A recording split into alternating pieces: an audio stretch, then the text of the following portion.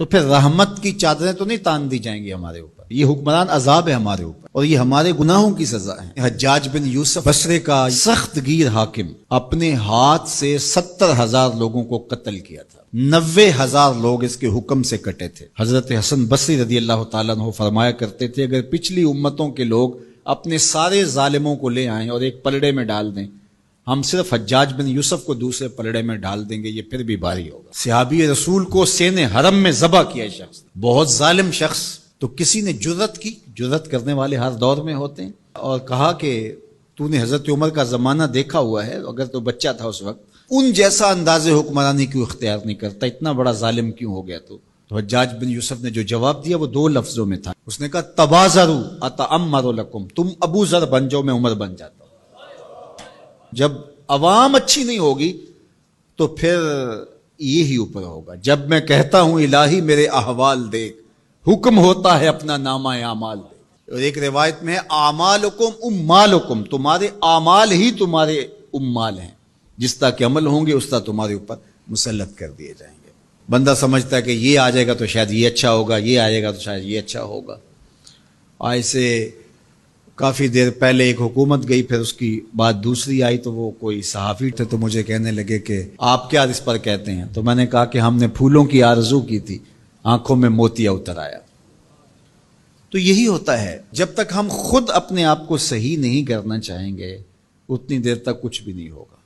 اور دوسری طرف یہ جو نظام ہے اس وقت ہمارے اوپر مسلط، ہم وا دل نخواستہ قبول کیے ہوئے ہیں، اور یہ مشق تھی کہ چلو اس کے ذریعے سے کوئی بہتری کا راستہ نکلے، لیکن 70 سال سے وہ کولو کے بیل کی طرح وہی مشق ہو رہی ہے۔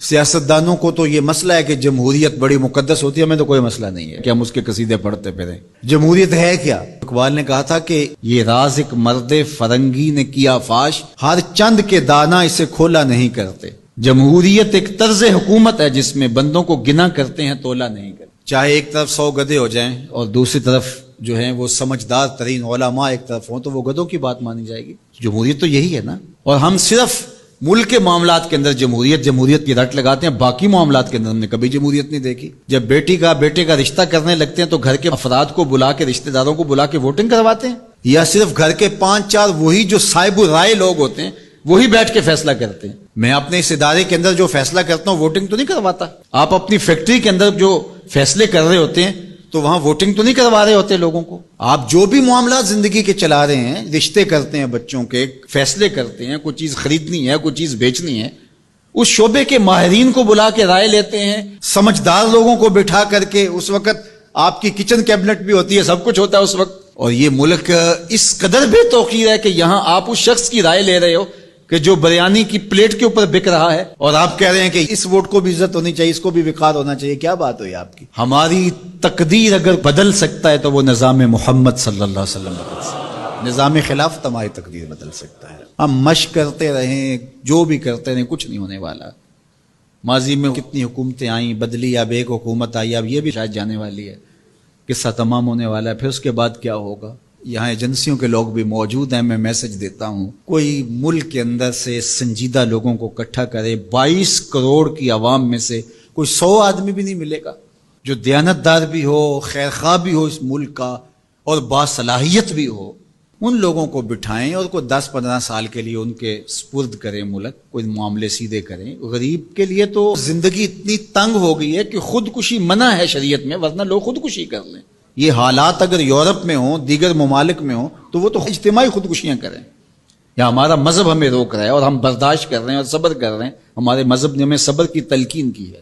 ورنہ آپ گھر سے نکلتے ہیں، کوڑے کے ڈھیر پڑے ہوئے ہیں جگہ جگہ، لوگوں کے رویے کتنے کھردرے ہو گئے، رشتہ داریوں کے اندر باہمی الجھنیں، لڑائیاں، شر فساد، ایک دوسرے کی ٹانگیں کھینچنا، گلیوں بازاروں سے لے کر کے آپ اوپر کی سطح تک چلے جائیں۔ یہ معاشرہ نہیں رہا، یہ بے ہنگم ہجوم ہے، یہ وحشیوں کا ایک طبیلہ بن گیا ہے۔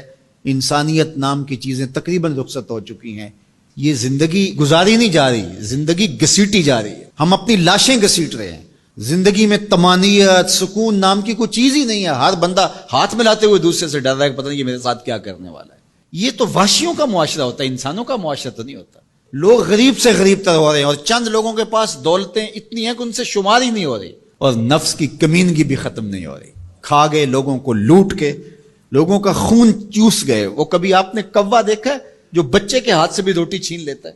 یہ ہمارے جو بچے ابھی پیدا ہونے والے ان سے بھی روٹی چھین چکے ہیں, اور آگے ان کی نسلیں ہماری آنے والی نسلوں کی روٹی چھیننے کی تیاریاں کر رہی ہیں. تو ہمیں اپنے آپ کو صحیح کرنا ہوگا, اور میں مشورہ دیتا ہوں میری یہ باتیں ضرور پہنچائیں کہ خدا را رحم کیجئے. جو اپنے بند کمروں میں بیٹھے, انہیں نہیں پتا کہ لوگ کس طرح سسک سسک کے زندگی گزار رہے ہیں, کیا اذیت ناک زندگی ہے لوگوں کی. تو اس لیے خدا را اس ملک پر رحم کھائیں. جن کے پاس قوت نافذہ ہے وہ ضرور اس کو استعمال کریں, اور کوئی ایسا فیصلہ کیجئے کہ جو